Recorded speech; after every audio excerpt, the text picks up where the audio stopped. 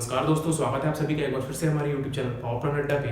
तो आज हम लेके आए हैं आप लोगों के लिए टरबाइन से रिलेटेड कुछ इंपॉर्टेंट क्वेश्चंस डिस्कस करेंगे उनके बारे में, कौन कौन से क्वेश्चंस हैं। और अगर आप हमारे चैनल पे नए हैं तो चैनल को जरूर सब्सक्राइब करें और बेल आइकन को प्रेस करना ना भूलें। तो चलिए बिना देर किए वीडियो को स्टार्ट करते हैं।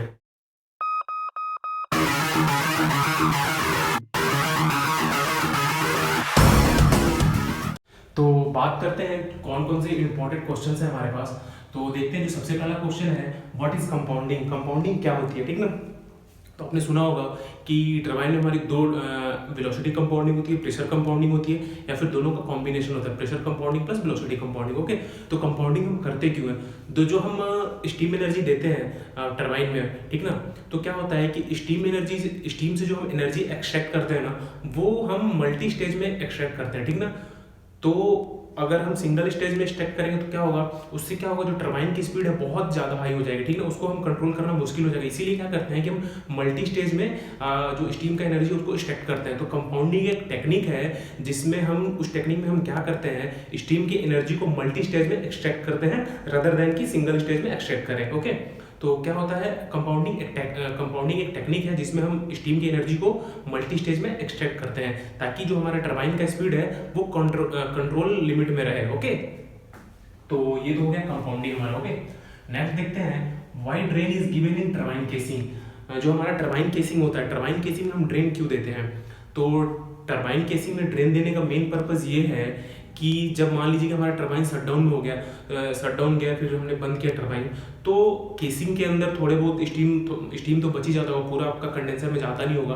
तो क्या है कि जैसे हमने टरबाइन बंद कर दिया तो उसमें क्या होगा, जो हमारा स्टीम बच गया था वो क्या होगा, कंडेंस हो जाएगा, ठीक है ना। अगर हम उसको नहीं निकालेंगे तो क्या होगा कि अगर वो ब्लेड्स के कांटेक्ट में आएगा मॉइस्चर, तो क्या करेगा, ब्लेड्स को डैमेज करेगा। तो क्या होता है कि जैसे कि हमने शट डाउन कर दिया, तो नेक्स्ट जब हम स्टार्ट करेंगे टरबाइन, उससे पहले हम क्या करते हैं, केसिंग का ड्रेन खोल देते हैं कि जो भी कंडेंसेट हो केसिंग के ड्रेन से वो बाहर निकल जाए। तो हम किस लिए ड्रेन देते हैं कि जो भी हमारा कंडेंसेट कलेक्ट हुआ है केसिंग में वो बाहर निकल जाए। ओके, तो ये तो पर्पज हो गया हमारा टरबाइन केसिंग में ड्रेन क्यों देते हैं। Okay, how moving blade fixed on rotor. जो हमारा मूविंग ब्लेड होता है, जैसे आपको पता होगा टरबाइन में दो टाइप के ब्लेड्स होते हैं, एक फिक्स ब्लेड होता है, एक मूविंग ब्लेड होता है। तो फिक्स ब्लेड होता है वो केसिंग के साथ अटैच रहता है, और जो हमारा मूविंग ब्लेड है वो रोटर के साथ अटैच रहता है। तो पूछ रहा है कि जो मूविंग ब्लेड है उसको रोटर के साथ कैसे अटैच करते हैं। तो क्या होता है कि जो हमारा ब्लेड्स होता है ना, ब्लेड्स का जो रूट होता है उसको एक सर्टेन शेप दिया जाता है। जैसे कि मान लीजिए कि ये हमारा ब्लेड है, ठीक ना, तो इसको कुछ ऐसा शेप दिया जाएगा। ओके, और जो हमारा रोटर है, ये मान लीजिए रोटर है, तो रोटर में भी कुछ ऐसा शेप रहेगा। ओके ओके, तो ये आके यहाँ पे फिट हो जाएगा, और इसमें हम जो कुछ भी अरेंजमेंट रहता है पिन लॉक कर देते हैं। ओके, तो ये इस टाइप से फिक्स होता है आपका, जो हमारा मूविंग ब्लेड है रोटर में इस टाइप से फिक्स होता है, ठीक है। उसमें जो रूट्स होते हैं आपके ब्लेड्स के, उसमें एक बहुत सारे सर्टेन शेप होता है, उसी शेप, वो सेम शेप हमारा आपके रोटर में भी मिलता है, तो उस रोटर में हम ब्लेड्स को फिक्स कर देते हैं। ओके, नेक्स्ट देखते हैं, why lensing wire use in turbine. क्या बोल रहा है कि लेंसिंग वायर, सुना हो आपने, लेंसिंग वायर यूज करते हैं हम टरबाइन में, क्यों करते हैं।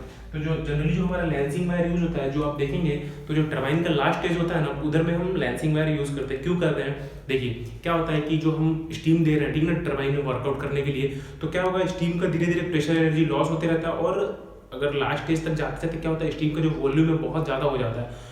तो इस इतने सर्टेन मतलब हाई वॉल्यूम को हैंडल करने के लिए जो हमारे ब्लेड्स होते हैं टरबाइन के लास्ट स्टेज में, वो भी बड़े बड़े होते हैं। ओके, उनका जो अगर साइज देखेंगे आप तो काफ़ी बड़ा बड़ा होता है। तो क्या होता है कि अगर हम लेंसिंग वायर नहीं देंगे तो उसमें क्या होगा कि वाइब्रेशन बहुत ज़्यादा होने लगता है।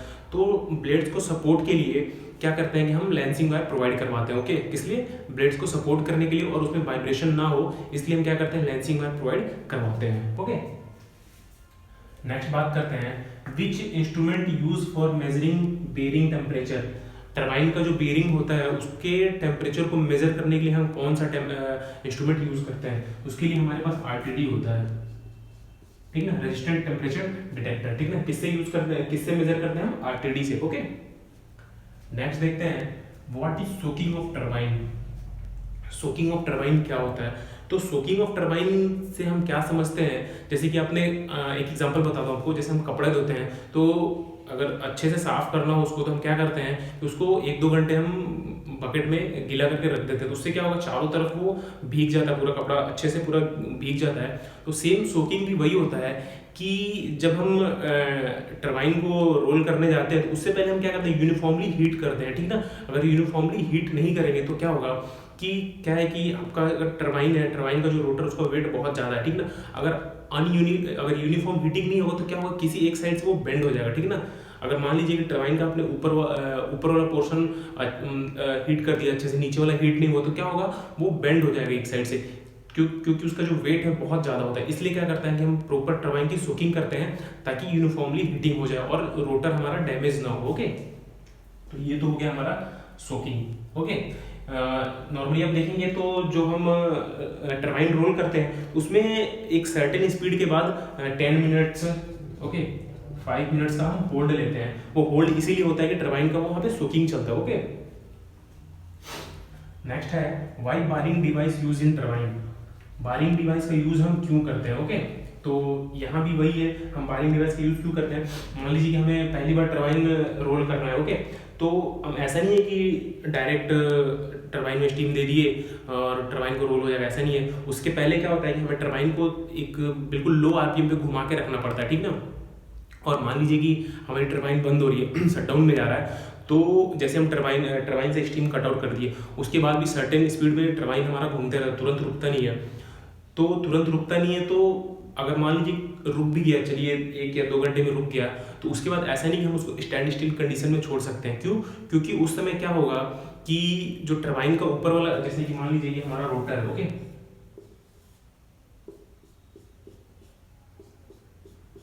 ये हमारा रोटर है, तो मान लीजिए कि अभी हमारा टरबाइन हमने शट डाउन लिया है। ओके, 1-2 घंटे बाद इसकी जो मतलब इसका जो आरपीएम है वो मान लीजिए 8 से 10 आरपीएम आ गया और हमने बारिंग गियर चलिए नहीं दिया हमने, ठीक ना। तो क्या होगा उस कंडीशन में, मान लीजिए कि यहाँ पे हमारा स्टीम रहेगा, ओके, थोड़ा बहुत जो कुछ भी रहे टेम्परेचर रहेगा इसका, तो क्या होगा कि अगर मान लीजिए कि ये तो गर्म है, अगर और वेट भी इसका बहुत ज़्यादा होता है, ओके, अगर इसको हम ऐसे ही छोड़ देंगे तो क्या होगा, ये कुछ ऐसे कंडीशन में हो जाएगा, ठीक ना, बैंड हो जाएगा बीच में। क्यों? क्योंकि इसका जो सपोर्ट है वो केवल इन दोनों पोर्शन पे, ठीक ना, तो इन दोनों पोर्शन पे है और बीच में वेट ज्यादा है, तो अगर इसको हम कंटिन्यू घुमाएंगे नहीं तो क्या होगा, ये ऑलरेडी हीटर है, हीटर पे क्या होगा, नीचे की साइड ये बेंड हो जाएगा। तो इसीलिए क्या होता है कि हम टरबाइन में बारिंग डिवाइस देते हैं, क्योंकि जब भी हमारा टरबाइन बंद हो, शटडाउन कंडीशन में हो, जैसे ही शटडाउन में जाए उसको हम लो आरपीएम पे धीरे धीरे घुमाते रहे, ठीक ना। आपने देखा होगा कि अगर कभी बारिंग गियर स्टार्ट नहीं होता है तो हमें क्या होता है, हमें हाथ से धीरे धीरे उसको घुमाना पड़ता है। ओके, क्यों? क्योंकि उसका जो रोटर है वो डैमेज ना हो, तो इसलिए हम बारिंग डिवाइस देते हैं टरबाइन में। नेक्स्ट है हमारे पास question, what is reheat and hot reheat and cold reheat. Hot reheat and cold reheat line क्या होती है। तो hot reheat cold reheat line आपको अगर देखेंगे तो आपको नॉर्मली जो बड़े प्लांट्स होते हैं उनमें देखने को मिलेगा। हॉट रीहीट कोल्ड रीहीट का क्या होता है, जहाँ पे हम रीहीटर यूज करते हैं, ठीक ना, तो रीहीटर यूज करते हैं वहां पे क्या होता है, जैसे कि मान लीजिए 3 टरबाइन होती है वहां पे, HP,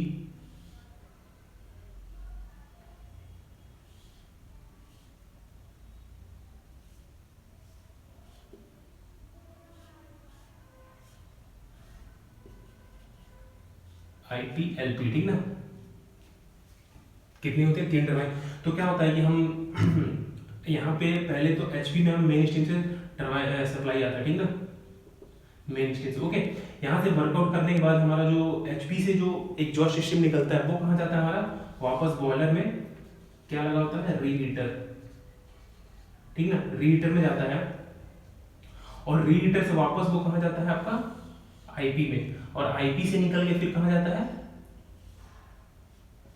LP में, ठीक ना। तो क्या होता है कि जो आपका HP टरबाइन से एग्जॉस्ट निकल के रीहीटर में जा रहा है उसको हम बोलते हैं CRH, और रीहीटर से जो वापस हमारा IP में जा रहा है उसको हम बोलते हैं HRH।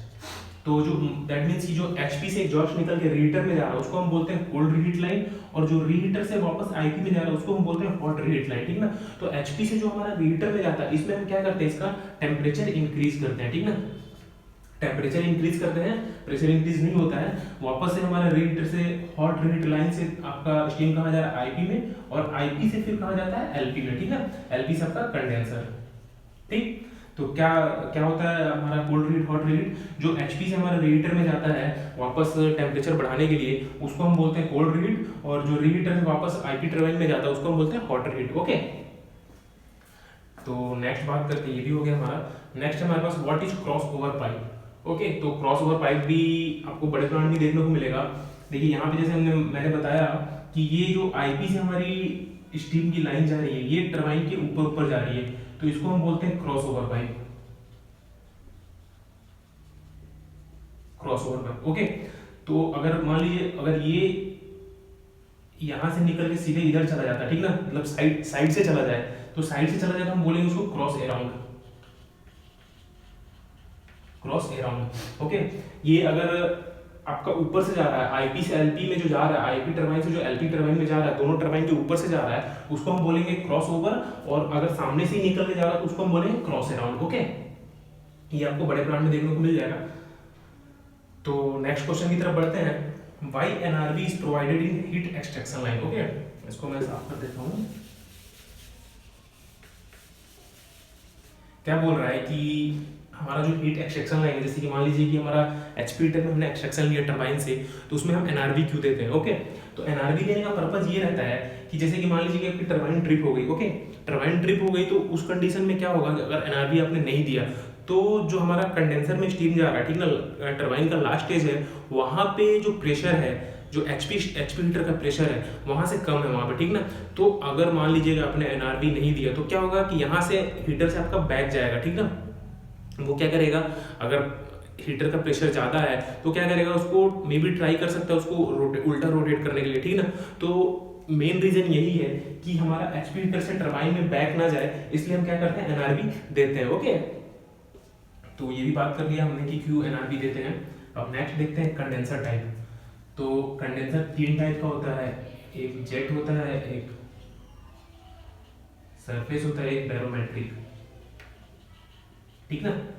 3 कौन कौन से होते हैं, जेट, सरफेस और बैरोमेट्रिक। ओके, नेक्स्ट है हमारे पास what is air ejector. Air ejector क्या है? तो एयर रिजेक्टर एक स्टीम साइफन होता है जो कि जिसका यूज करते हैं हम कहाँ पे, कंडेंसर से नॉन कंडेंसेबल गैसेस को निकालने के लिए। क्या होता है कि स्टीम साइफन होता है जिसका यूज हम कहाँ करते हैं, कंडेंसर से नॉन कंडेंसेबल गैसेस को रिमूव करने के लिए, ठीक ना, वैक्यूम क्रिएट करने के लिए। ओके, तो ये तो हो गया हमारा एयर रिजेक्टर के बारे में। एयर रिजेक्टर और hogger, which one is more efficient? क्या बोल रहा है कि आपने देखा होगा कि जहाँ पे हम इजेक्टर यूज करते हैं वहाँ पे हम हॉगर भी यूज करते हैं, तो दोनों में से कौन सा इफिशियंट होता है ये पूछ रहा है। तो अगर बात करें तो दोनों में से जो मोर इफिशियंट होता है वो होता है हमारा हॉगर होता है, ठीक ना। तभी आप देखेंगे जब स्टार्टिंग टाइम होता है तो स्टार्टिंग में अगर हमें जल्दी वैक्यूम लाना होता है तो हम क्या करते हैं, पहले हॉगर लाइन में लेते हैं, फिर जैसे ही हमारा वैक्यूम स्टेबल हो गया, ओके, उसके बाद हम हॉगर को कट करके आपका इजेक्टर को लाइन में ले लेते हैं। ओके, तो इसको लाइन में लेने के लिए सबसे पहले क्या चार्ज करना पड़ेगा आपको? सबसे पहले स्टीम की लाइन चार्ज करनी है, फिर एयर की चार्ज करनी है, ठीक ना।